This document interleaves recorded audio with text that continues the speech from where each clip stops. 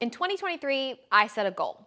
I wanted to eat 2,023 servings of plants throughout the year, which averages to about 6 servings of plants a day. And I actually did it, albeit I hit that target slightly into 2024, but basically, I accomplished my goal. In this video, I am gonna give you some tips on how to sneak more plants into your diet. By the way, I'm not just some random Joe on the internet who wants to teach you how to eat more vegetables. My name is Dr. Karin Nordin, and I am a PhD level expert in behavior change and mindset. Here at Body Brain Alliance, we're here to bring you the real science behind self-help, so make sure you hit that subscribe button if these are the kind of self-development tools and tips that you're looking for. So let's dive in. Here are 8 behavior change strategies for eating more plants. No cauliflower rice needed. Tip number 1 is to leverage mindless eating. Now, when I say mindless eating, you're probably not thinking of that as a good thing or something that you can use to your advantage. We think of mindless eating as you shoving popcorn into your mouth late at night while you're watching television. And in most cases, that's what the word is used for. However, we can also leverage mindless eating and put vegetables in our vicinity when we are in spaces where we know we're gonna be bored. Think about school drop-off or school pickup. When you're sitting there in your car, you're waiting for your kid to come out, and you're stuck. What do you normally do? You probably normally scroll in that instance. It's a moment where you're bored, your brain is seeking stimulation. Use that stimulation to get yourself to eat a plant. Have a serving of baby carrots while you're waiting for your kid to get in the car. Late at night, grab some cucumbers and put them next to you while you are in that snacky mode. By taking the moments where we're already inclined towards mindless eating and swapping our normal snacks out for something that is a little bit more plant forward, we can make huge amounts of progress. Number 2, gamify it. My favorite way to make plant intake into a game is to use some kind of spin the wheel or cards in a cup. So what you'll do is you'll take a cup and you'll put the names of a bunch of different vegetables inside of that cup. Every single week when you're going to the grocery store, pull a vegetable out of that cup, and it's your job, it's your challenge to figure out how to make that veggie into a snack that you can eat throughout the week. Not only is this gonna add variety to your diet, which is generally good for you, but it kind of makes vegetable or plant intake into a game. And that's something that's going to incentivize and motivate us to stick with it and actually take action. Tip number 3 is rebrand it. Some way, somehow, the girlies of TikTok have completely rebranded walking as going for a hot girl walk. But adding that rebrand added emotion, identity, and in a lot of cases, fun to the idea of a daily walk, which in turn made everybody want to do it. It made everybody more motivated to walk. You can use this same exact concept with your plant intake. Pick a plant and give it a purpose or an identity that aligns with your values. For example, healthy girl breakfast cucumbers are my personal choice. Every morning when I eat breakfast, I'll pull out some tiny cucumbers, those Persian cucumbers you can get at the grocery store, and I will munch on 1 or 2 of those while my waffles are in the toaster or whatever I might be eating that day. Having that as part of my identity, making it into a ritual and making it into sort of a quirky personality trait is one way that last year I ate a lot more cucumbers than I ate the year before. It sounds like a crazy technique, but trust me, try it out. I'd love to hear in the comments, what is one vegetable that you're gonna include a little bit more this week? While you're thinking about that question, let's jump into tip number 4, which is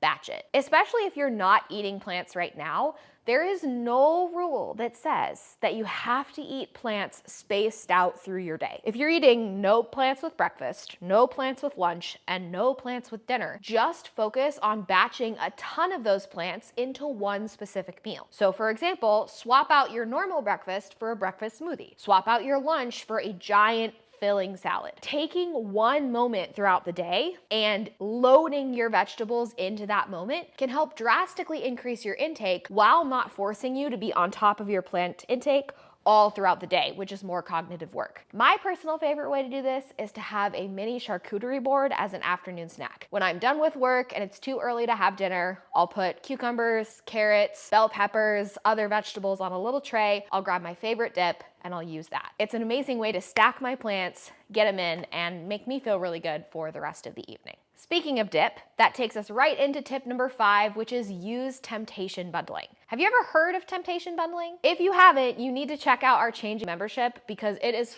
filled with evidence-based tools like temptation bundling that are gonna help you accomplish the goals and lead a more intentional life. You can get your 3-day free trial started at the link in the description. Let's go back for a second though. What is temptation bundling? It's when you take something that you really do like and you pair it with something that you really don't like. My favorite way to temptation bundle in order to get more vegetables in is dip. Let me be really clear with you.